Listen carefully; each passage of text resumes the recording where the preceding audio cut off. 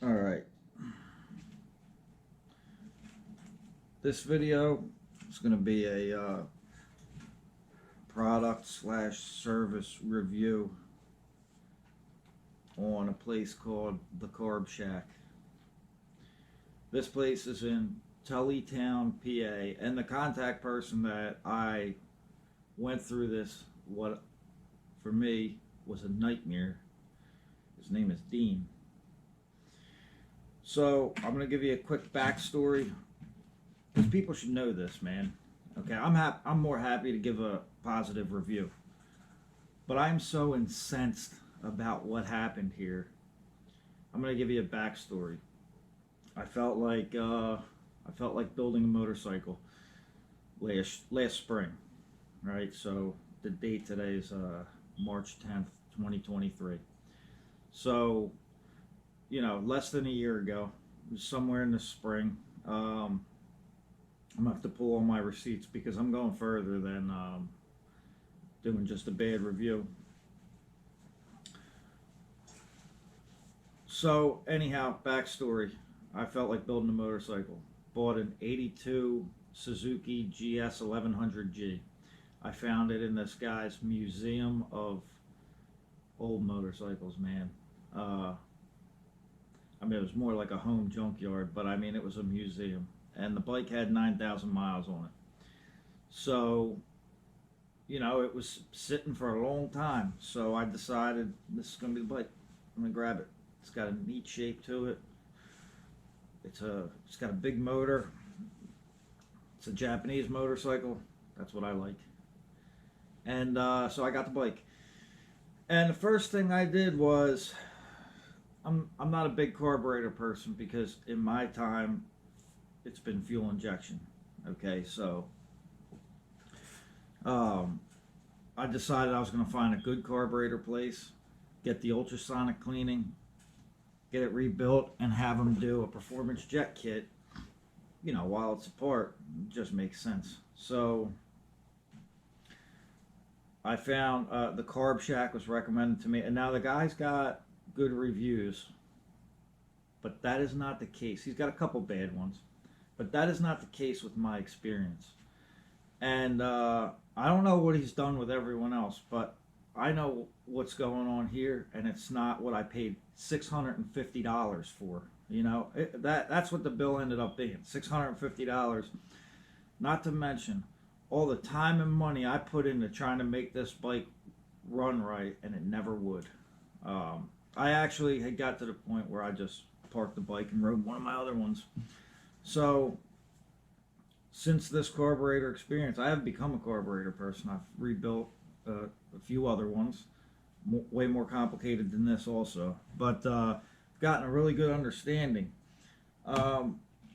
Decided to go, the reason why I'm doing a whole video on this is because I now have the carburetor apart in front of me, and I'm going to go through.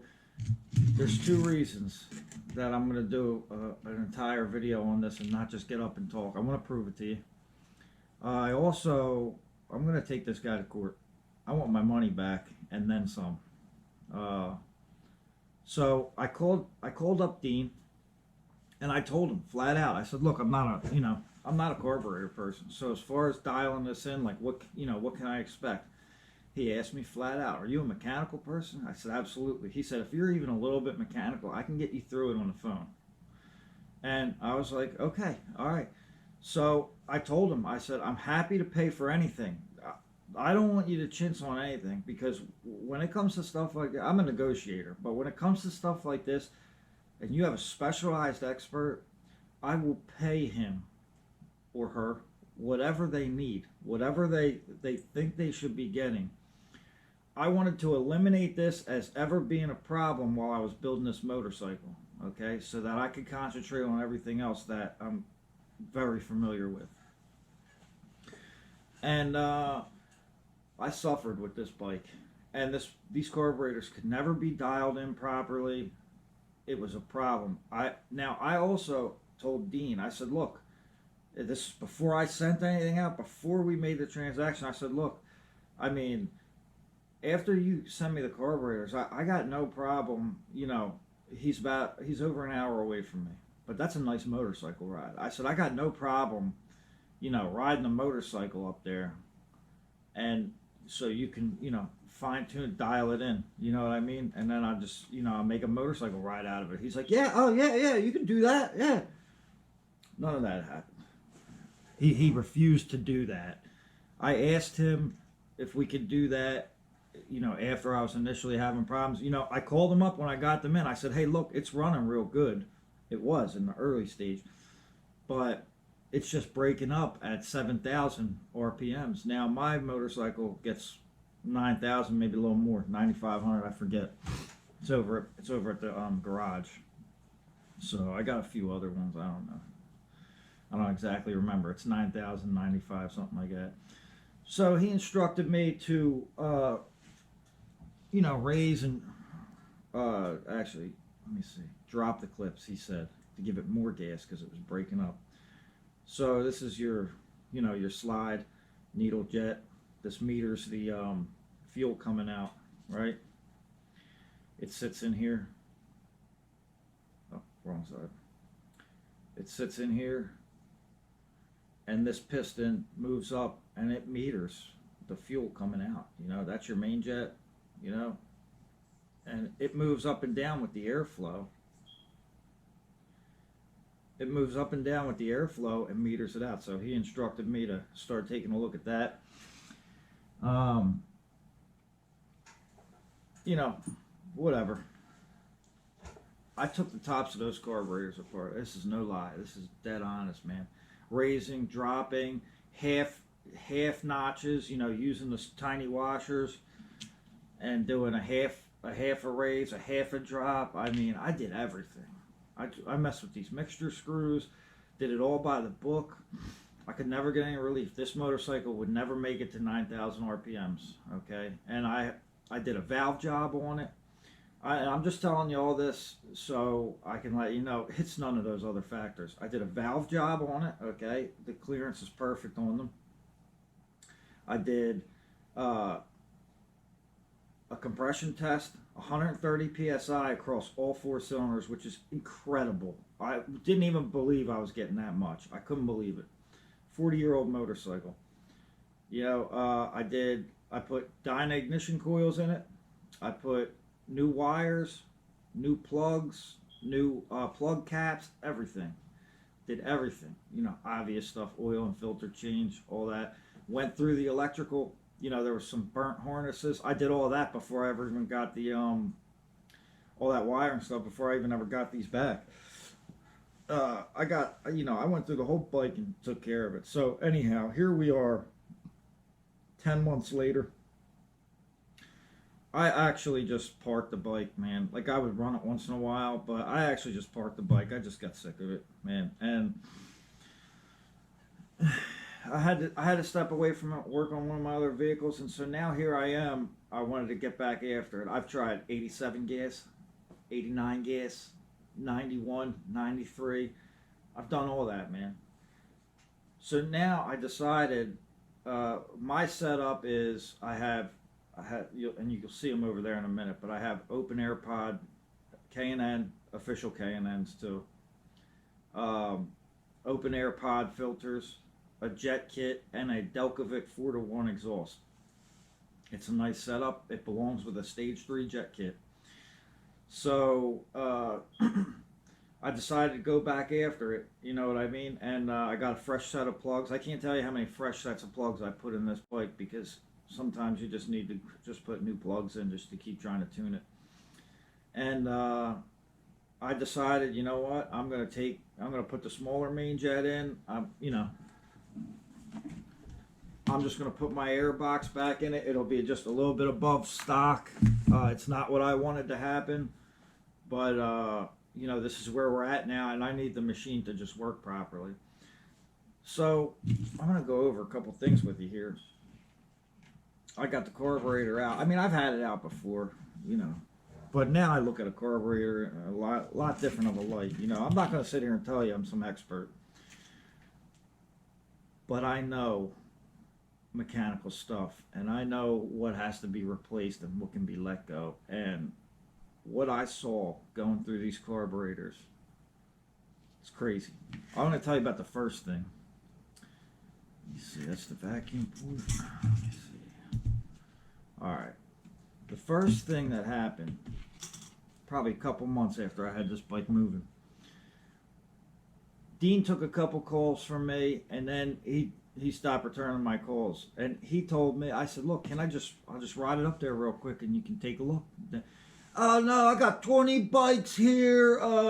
You can't wait here. And I was like, dude, that's what we talked about, when we first made this transaction. He's like, dude, I got 20 bikes here, man. I'm like, I mean, dude, if you did a good job on the carburetors, like how's it going to take a huge chunk of your time? I mean, this is what we talked about. And I was willing to ride, an hour and 20 minutes away to Tullytown and let this guy tune it in.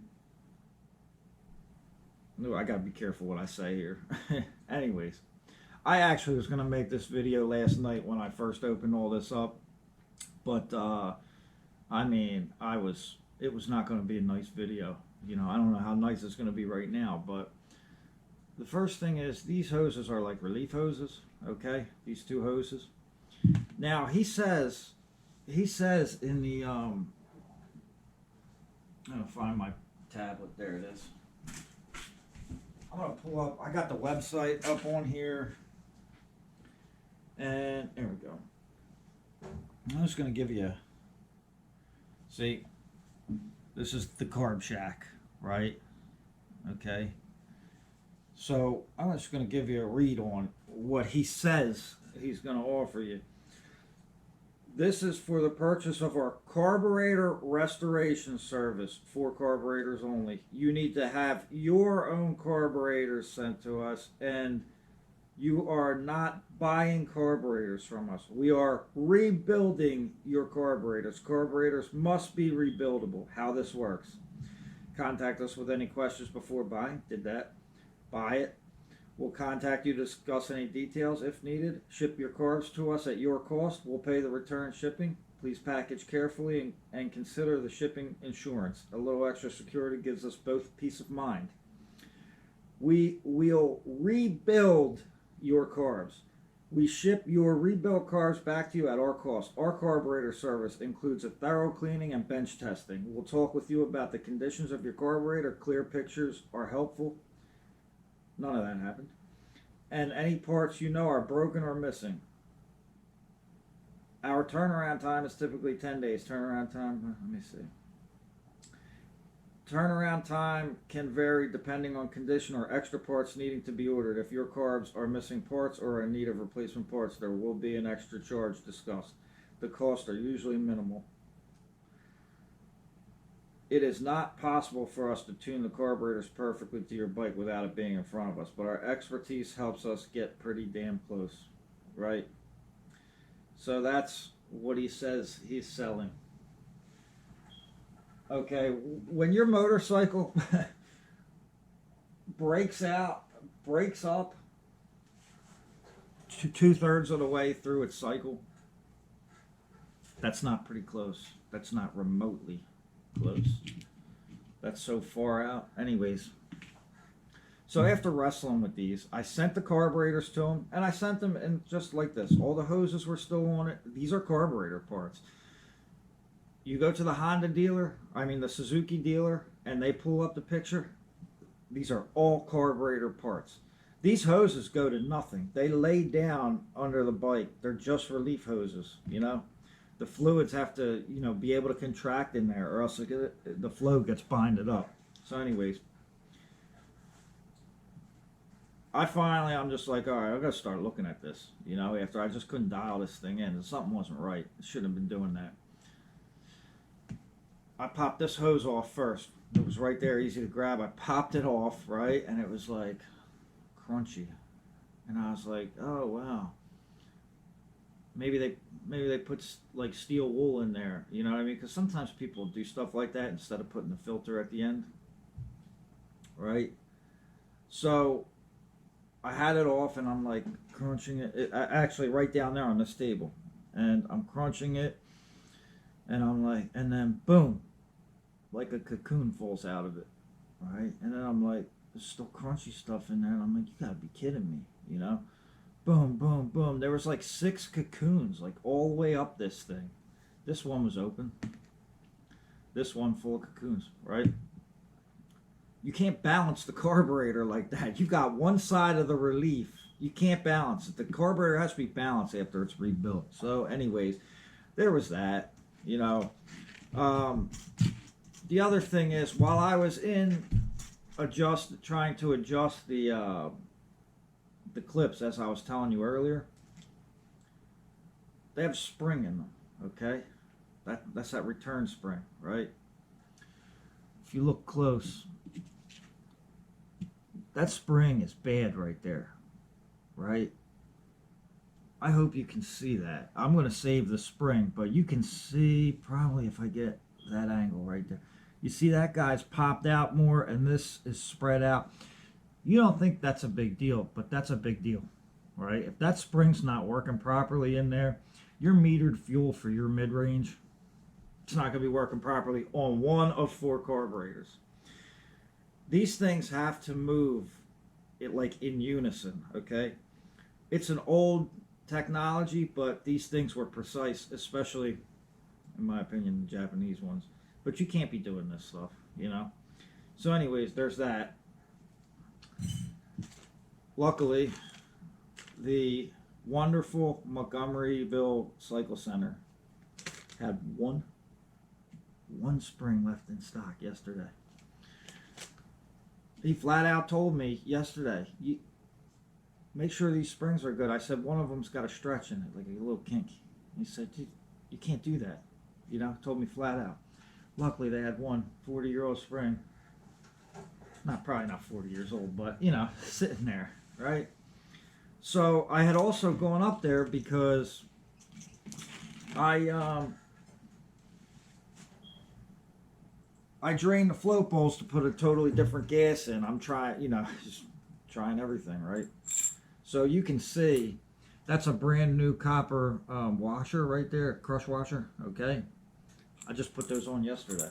Reason why is I never had a reason to drain the float bowls. Even when I changed the gas, I would just change the gas before and just run it out. You know, just ride the bike, let it cycle itself in there. Never had a reason to drain the float bowls, you know, or, you know, when I take the carbs off, I just tip them. You know, it all comes out of the tubes. So, all those, he had, well, probably originally, they had just O-rings on them, you know, rubber washers. And they were all deteriorated. You know, that's something that should have been replaced. That spring is something that should have been replaced. Also, I had this carburetor at another place that I'm not going to say who they were. Very professional place. Yesterday. And because when I took them apart, this carburetor, the face of this carburetor right here is beat up like somebody put it in a vise or something. And this air chute was kind of crunched in. So I had it up there, and the guy said, I need to be cleaned. And I said, well, I sent them out to be cleaned and rebuilt and all that. And he said, whoever you sent these out to clean them and rebuild them, you should go put, that's exactly what he said, you should go put your foot up his ass, right? That's what he said. I'm not going to say who he is. Big outfit. Great person, great people, great mechanics. I really should have just took it up there in the first place. I wish I did. You know, anyhow. So, those rubber washers, totally deteriorated, right? Now, I get into this thing and I look. Now, I started fixing some of this, but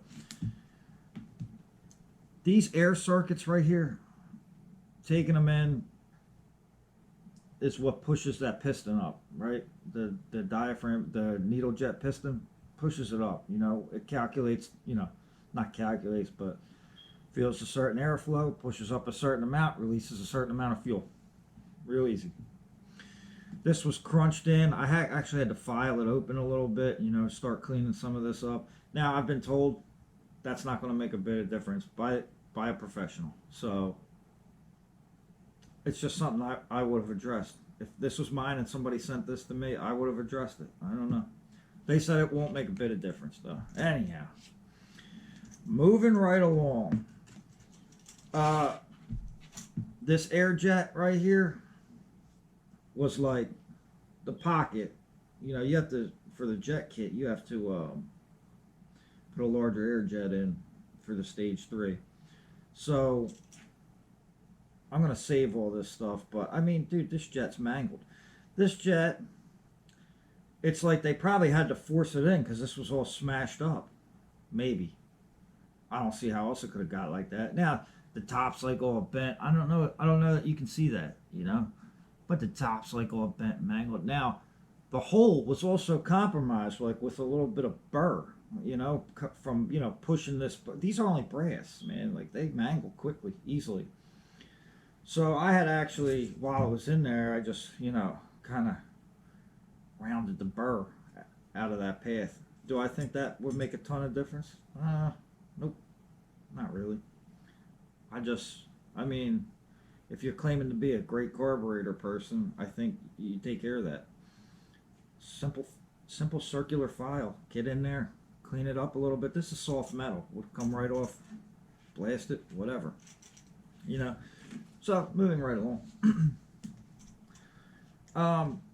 None of this looks clean, right? And like you look at, well, I'll show you what I know first of all. Right, he says in the video or in the website, he'll replace any part that needs to be replaced. Well, the spring wasn't replaced. We know the rubber washers weren't replaced. I'm gonna start kind of moving this camera because I want to make sure you get to see this stuff. So.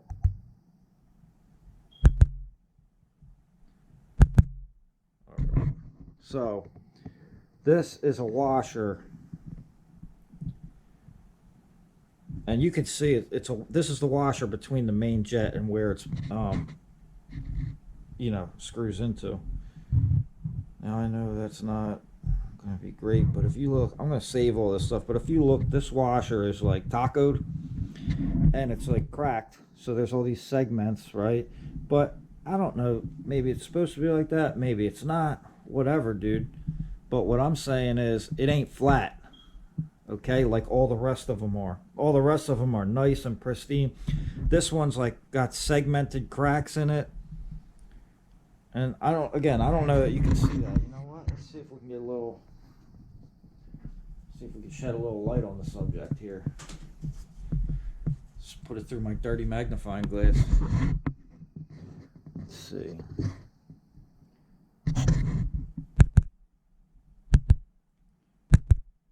This GoPro camera gets on my nerves sometimes. I don't know that you can see that, but it ain't flat, dude. It's not flat. I don't know. Do I think it's making a ton of difference? Yeah, I don't know. But now we're building up on stuff that should have been done, wasn't done, and I don't know what make it. The hoses made a difference. You know, this thing was crapping out.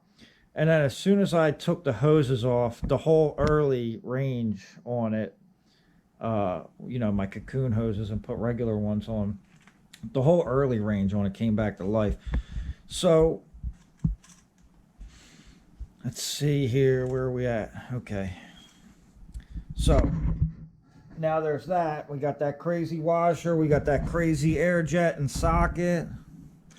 Now, this larger hole is where your main jet sits. This comes through the other side, right? This comes through the other side, and then you put the washer on, screw the main jet. This one down here, this little guy, pilot jet, right?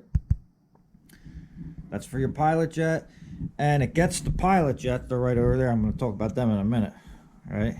And it gets this little plug, right? Bro, even with that screen blurry like that, I know it's blurry, but even with that screen blurry like that, that plug is so disgusting. It's so bad. I mean, what kind of place are you? I'm just asking a question here. What kind of place are you if you're not replacing this simple thing here with a fresh new plug? You know, every one of them. Here we go. Coming over here to the plugs. All right. See, that's everything. I took it all apart. All these plugs, they're like little stones. They're supposed to be nice rubber.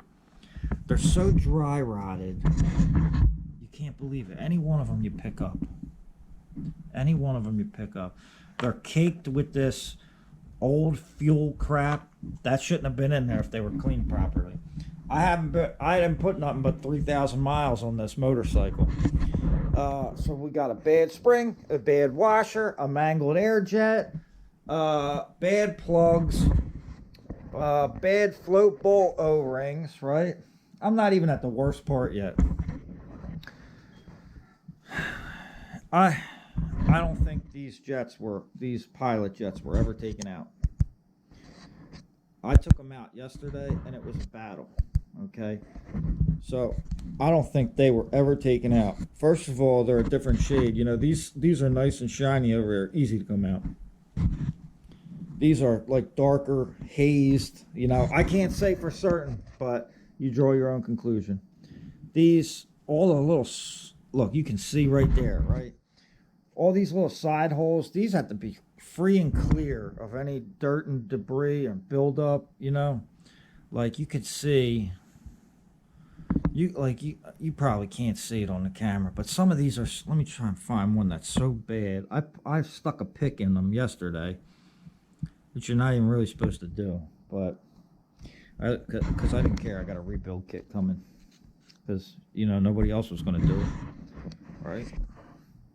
So anyways, I don't believe they were ever taken out, but the real problem is I look down in that hole and I don't see a slot driver. You know, I don't see a slot mark for a slot driver on top of them, right? So a couple of them came out, but I could see they were mangled, and man, they were like cemented in there. But it's like somebody tried to take them out and it was a total failure and they just stripped the head, so they maybe decided to clean it or something like that. That's what it looks like. I can't say that as a fact, but dude, I had to make an extractor to extract these just to get them out, man. I had to break a drill bit. I ran a small one in there just a little bit. Then I took a bigger one and broke it so I could stuff it in there. You know, not too hard, but you got to stuff it in there, start winding it backwards, and I extracted them. But I haven't even gotten to like the floats, the float needle and the float seat and all that stuff. I haven't even gotten to it yet, but like what I'm saying is,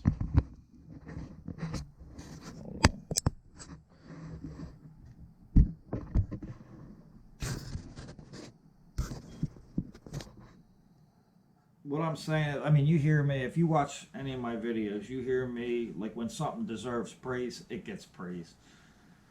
This is the first one that, I mean, I'm just so incensed. You don't even know the time that I put into trying to make this bike run right. And it just put a bad taste in my mouth, man. So I'm gonna publish this video because I think people should. I left a bad Google review. He stopped calling me back. I get it. Whatever. But now this is happening. So I'm going to publish this. I'm taking him to court. I want my money back. And then some. $650. And I told him, replace anything you need to replace, man. You know, the thing is this, right? Look, what I do with that? There it is.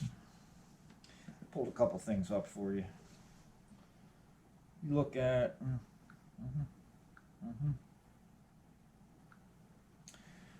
Look, Parts Giant. Here's a good review. Get your parts from Parts Giant. They come so quick, man. K&L carburetor rebuild kit. Look, all that stuff that we just talked about is in there, and then some. Pilot jets, mixture screws, the the slide E-clips, new spring for the mixture screw. There's that plug, look, right? All the little O-rings, everything. It's all in there, right? Float bowl gasket, look, you ready? $32 per carburetor. 1, 2, 3, 4. I would have paid the $32 for the parts. This carburetor needed the parts. I spent countless hours trying to figure out, thinking the carburetor was eliminated as a problem. I just keep seeing problems with it. I lost my mind. I lost my mind on it, man. So I would never send anything to him again. You know, he said drop the bike off and leave it there. He'll get it right. Well, he's over an hour away from me. You know, that's not what we talked about on the phone. For all that, I would have took it to a dealership, a Suzuki dealership around here. I wanted a specialized person, and this turned out to be a really bad job, man. I also wanted to show you, I'm going to clip this in at the end, but I bought this Sync Pro tool from from Motion Pro because there was no way these carburetors could be balanced with those breather tubes being you know, being clogged. So I had bought this tool, and after I found that you know, situation with the cocoons in there, I balanced the motorcycle, and it was so out of balance. I mean, I spent some time getting it back into balance, and then it started running a lot better, but still wasn't running right. But anyways, just that's a little proof right there. I bought that, and the timeline, you know, is proper. You know what I mean? I think I bought that in the early summer. You know, by the time I got so sick of it, I was willing to try anything.